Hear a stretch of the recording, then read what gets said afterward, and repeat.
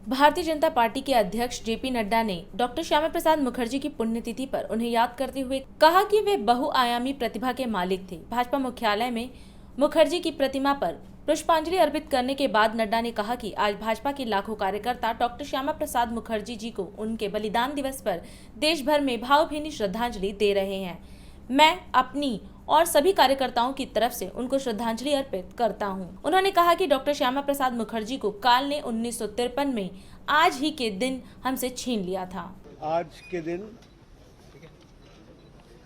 हम सब लोग भारतीय जनता पार्टी के लाखों कार्यकर्ता डॉक्टर श्यामा प्रसाद मुखर्जी जी को उनके बलिदान दिवस पर भावभीनी श्रद्धांजलि दे रहे हैं स्थान स्थान पर। मैं अपनी ओर से और अपने सभी कार्यकर्ताओं की तरफ से हमारे श्यामा प्रसाद मुखर्जी जी के बलिदान दिवस के अवसर पर उनको हम सब लोग याद भी करते हैं और उनको हम श्रद्धांजलि अर्पित करते हैं।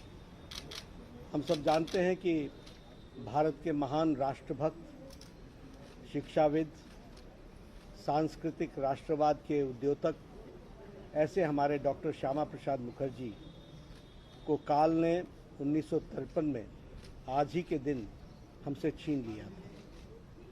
हम सब यह भी जानते हैं कि डॉक्टर श्यामा प्रसाद मुखर्जी बहुत ही बहुआयामी प्रतिभा के मालिक थे और उनकी प्रतिभा से हम सब लोग भली भांति परिचित हैं।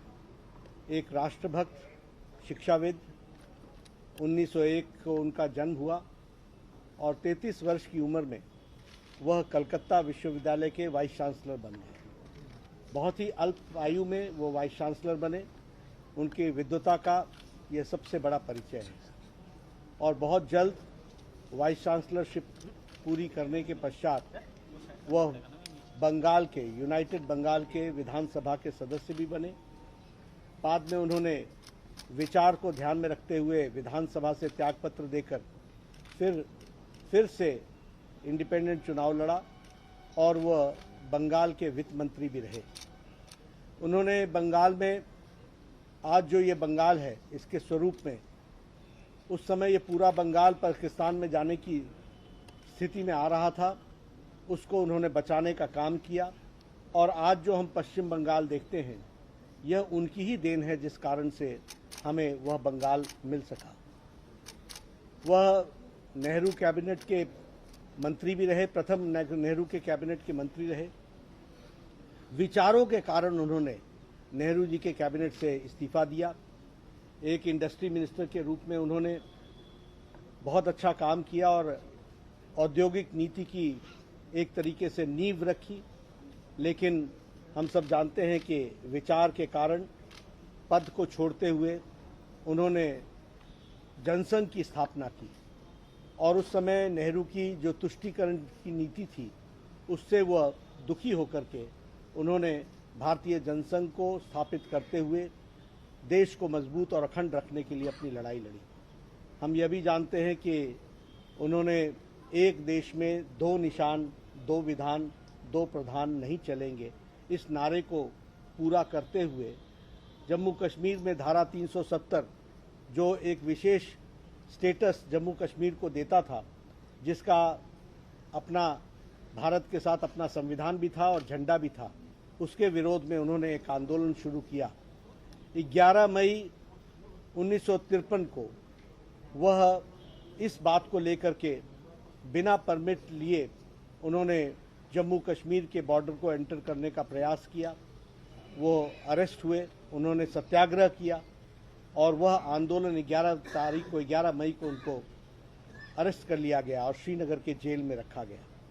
वहाँ आज ही के दिन सुबह यानी 23 जून 1953 को बहुत ही संदेहास्पद स्थिति में उन्होंने अंतिम सांस ली और उनकी मृत्यु जेल के अंदर ही हो गई। उस समय आकाशवाणी, ऑल इंडिया रेडियो ने देर से खबर प्रसारित की और बहुत संदेहास्पद स्थिति में उनकी मौत हुई थी। उनकी पूज्य माता जी, उन्होंने यह डिमांड की थी कि इस मौत ये मौत नेचुरल मौत नहीं है और इसके जांच होनी चाहिए। नेहरू से उन्होंने इस बात के लिए अपील भी की थी, चिट्ठी भी लिखी थी। आज भी करोड़ों कार्यकर्ता इस संदेहास्पद तरीके से जो उन्होंने अंतिम सांस लिया, यह हमारे कार्यकर्ताओं के सामने, करोड़ों कार्यकर्ताओं के सामने एक प्रश्नवाचक चिन्ह है, एक संदेह की स्थिति है। जवाहरलाल नेहरू जी ने इसका कोई जवाब नहीं दिया।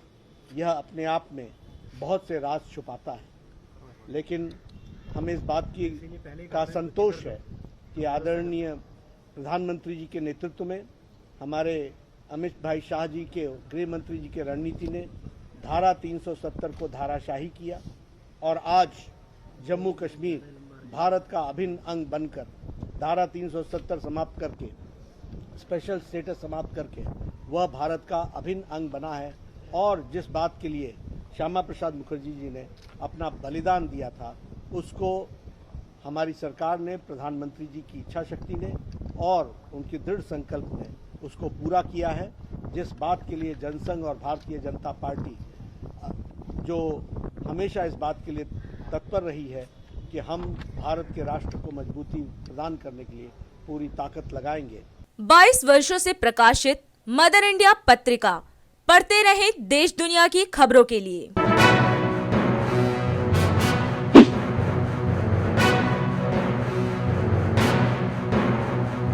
26वें वर्ष में आपके लोकप्रिय समाचार पत्र इंडिया दर्पण का प्रवेश। आप देखते रहें अपने क्षेत्र की खबरें।